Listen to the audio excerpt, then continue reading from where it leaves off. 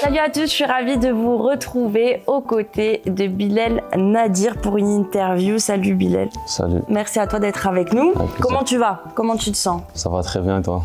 Ça va très bien, merci. C'est la trêve en ce moment. Comment ça se passe? C'est comment le centre d'entraînement en trêve? C'est toujours le même, il n'a pas changé. C'est juste que l'effectif il est un peu plus réduit. On bosse, on va dire, en petit comité. Mais l'ambiance elle reste la même. Et voilà, une bonne température aussi à Marseille.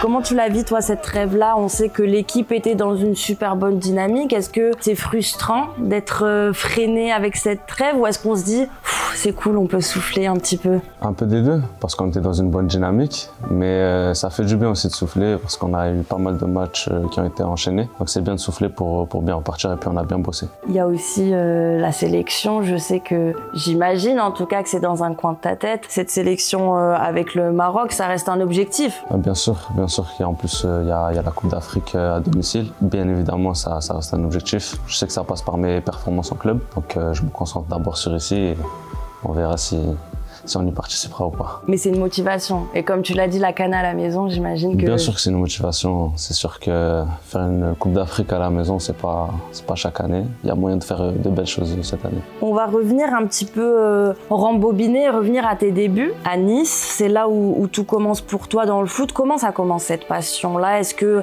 ça vient de ta famille?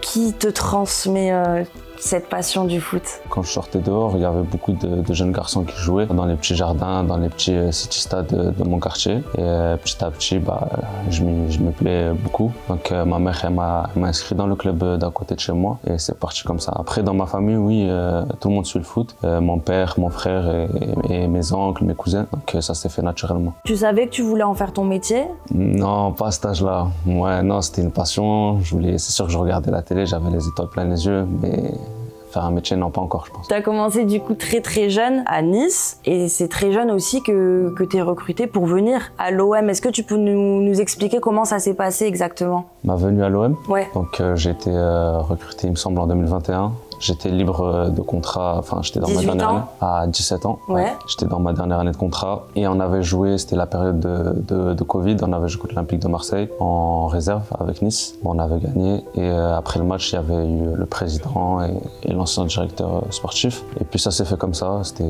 j'ai directement adhéré au projet, j'ai dit oui. Direct, il n'y avait pas d'hésitation? Non, il n'y avait pas d'hésitation, Parce que... Avec un sourire comme si c'est une évidence. Parce que Marseille, c'est le club phare de la région, enfin de France, on va dire. Moi, je suis des Alpes-Maritimes, c'est forcément une évidence. C'est l'euphorie dans ta tête à ce moment-là, dans ta tête de jeune joueur quand même, tu l'as dit, 17 ans. Est-ce que tu te dis quand même, il faut pas que je m'enflamme, il faut que je fasse les choses tranquillement? L'euphorie, non, parce que je pense que je réalise pas que je suis dans ce club-là. À mon avis, j'ai commencé à réaliser que j'étais à l'Olympique de Marseille que quand j'ai commencé à jouer. Quand j'ai vu la tournure de ce que ça pouvait engendrer, ce que ça pouvait donner comme émotion, comme engouement. Ouais. Quand tu arrives ici, quand tu commences à t'entraîner, tu réalises pas? Ouais, si, je réalise quand même parce qu'il y a quand même des noms de grands joueurs. Et donc si quand même tu sens qu'il y a quelque chose en plus, une petite pression en plus, mais non, pas plus que ça, plus après. T'as l'air déjà fatigué. Moi? Ouais. Je suis en forme. Moi, toujours, on me dit ça va pas, t'es fatigué, mais c'est pas vrai, faut pas se fier à ce qu'on voit. T'économises l'énergie pour après. Je suis pile, moi.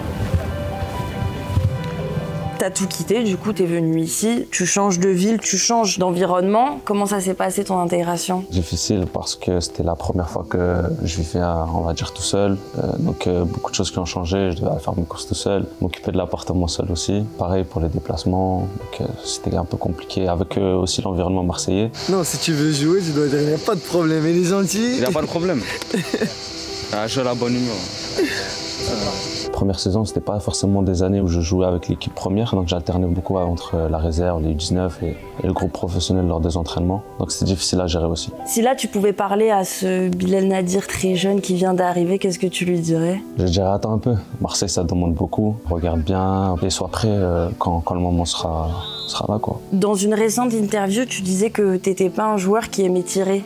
qui aimait frapper. Est-ce que ça a toujours été le cas? Est-ce que quand t'es jeune, t'es déjà ce type de joueur qui est quand même discret à l'extérieur, mais sur le terrain très combatif? Quand j'étais petit, j'aimais beaucoup jouer dans le quartier et tout. Donc forcément, on aimait bien les petits espaces, se moquer un peu de l'adversaire. Forcément, j'ai gardé cet ADN-là. Et des fois, j'en oublie aussi un peu de tirer, de faire les dernières passes. Je préfère le beau jeu, mais quand c'est pas efficace, c'est pas bon. Si je te dis, Bilal, 24 septembre 2023, 24. Au Parc des Princes. Première entrée professionnelle en Ligue 1. Ouais. Contre le PSG. Difficile, hein, mais on garde de beaux souvenirs. Le score, on va l'oublier, mais quand même... Le score, j'ai pas touché la balle aussi, donc c'était une sacrée première. Bah, c'est mes débuts, hein, donc ça reste quand même gravé dans la mémoire. Quand même début avec le maillot de Marseille pour un classique. C'est quand même particulier. Ouais, c'est particulier parce que quand même, Classico, c'est pas un match comme les autres.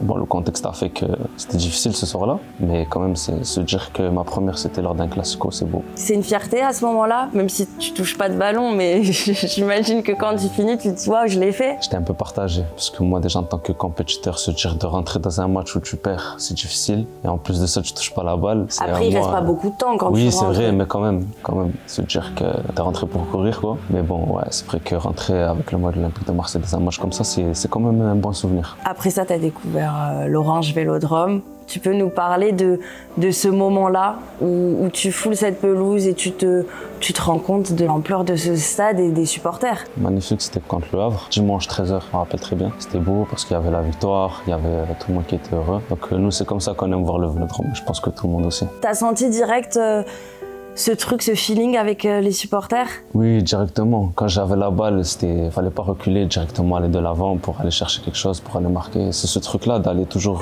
vers l'avant, de faire lever les supporters. C'est vraiment quelque chose que j'ai vu à Marseille qui m'a marqué. Ce qui est intéressant et même un petit peu marrant, c'est que tu sais, ici à Marseille, il y a l'importance pour les supporters d'avoir des minots. Toi, c'est pas le cas, puisque quand même tu es de Nice, mais on a l'impression que les supporters l'oublient parce qu'on t'a connu très jeune et que tu fais partie un petit peu de ces minots que les supporters adorent, ils t'ont rapidement adopté. Tu le ressens, ça? Oui, je le ressens, mais je le comprends aussi parce que je suis arrivé jeune. Et puis, comme tu as dit, je suis pas très loin de Marseille, je suis de Nice à la base. Donc, j'ai quand même ce côté méditerranéen, on va dire. Cette culture-là que tu retrouves et cet attachement-là, oui. Des supporters.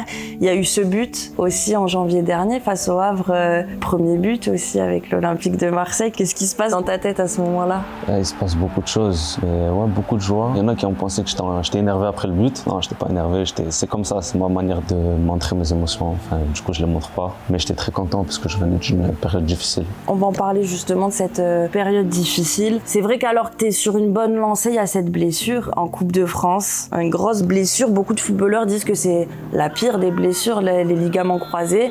Ça aurait pu être un gros frein dans ta progression et au final, tu en es là aujourd'hui. C'est vrai, j'ai envisagé pas mal de scénarios. Pas d'arrêter le foot, hein, bien sûr, mais j'ai plus vu mon plan de carrière comme je le voyais avant. Mais je m'en suis servi par la suite comme une motivation. Je pense que c'est la meilleure façon qu'on puisse prendre la blessure. Et par la suite, je suis bien revenu, encore mieux qu'avant. Presque un an sans jouer, comment on fait pour garder le mental, pour garder la motivation? Parce que j'imagine que quand tu es sur la civière, tu le sais ce qui se passe, tu sais ce qui va t'attendre. En fait, je le sais, je suis un peu dans le déni. Je me dis que peut-être c'est pas ça, peut-être c'est quelque chose d'autre. Mais ouais, directement dans le vestiaire après, forcément, je le sais. Mais je me fais pas l'image de ouais, je vais rester un an sans jouer, que je pense vraiment à la douleur, quoi.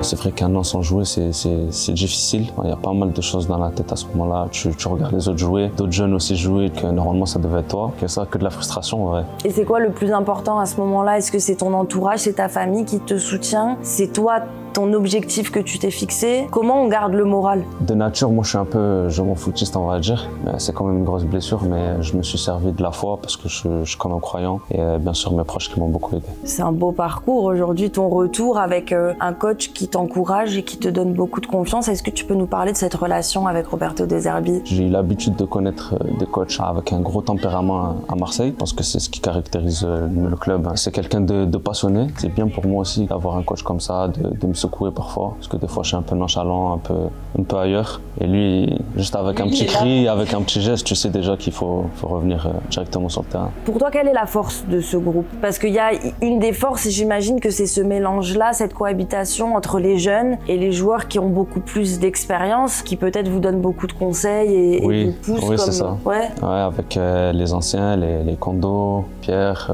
et beaucoup de jeunes joueurs aussi, les Robinho, Dari, un peu moi. Il y a aussi des joueurs qui font le lien avec Léo qui est là depuis pas mal d'années, c'est le capitaine. Donc c'est cette cohabitation, on va dire, qui fait qu'aujourd'hui on est un bon groupe et une bonne ambiance. Tu me parles des anciens, est-ce qu'ils sont plus durs avec vous? Je dis vous, même si c'est vrai qu'on a l'impression que toi t'es un peu presque le grand frère de Robinho. En vrai, les anciens sont un peu plus durs avec eux, oui. Avec moi, ça va. Et toi, t'es dur avec eux? Non, la plupart du temps, je suis là pour rigoler avec eux. Par exemple, Robinho, quand il a fait son premier match titulaire, je lui ai un peu parlé, mais sinon, je suis cool avec eux. C'est des conseils que tu leur donnes, parce que toi aussi, t'es passé par là. Ouais, exactement. Des conseils, je leur montre un peu la voie, on va dire, comme je peux. Le coéquipier avec qui tu t'entends le mieux? Il y en a pas mal. Nermin Bouri, Ulysse Garcia, Naïf Aguer, c'est trois-là, on va dire le plus. Après, je m'entends bien avec tout le monde. Ouais. Il y a une bonne ambiance dans ce groupe, on a l'impression que c'est une grande famille. Oui, tout le monde parle avec tout le monde, on rigole avec tout le monde. Quand il y a des choses à se dire, on se le dit, c'est vraiment bien. Et ton plus grand rêve en tant que footballeur? Gagner la Ligue des Champions avec l'OM. Ah ouais? Ouais. Ramener un titre en tout cas. La deuxième étoile, pourquoi pas. Ben, on te souhaite tout ça. Merci beaucoup, beaucoup. Bilal Nadir, d'avoir été avec nous et merci à vous. On se retrouve très vite pour une prochaine interview. Ciao, ciao.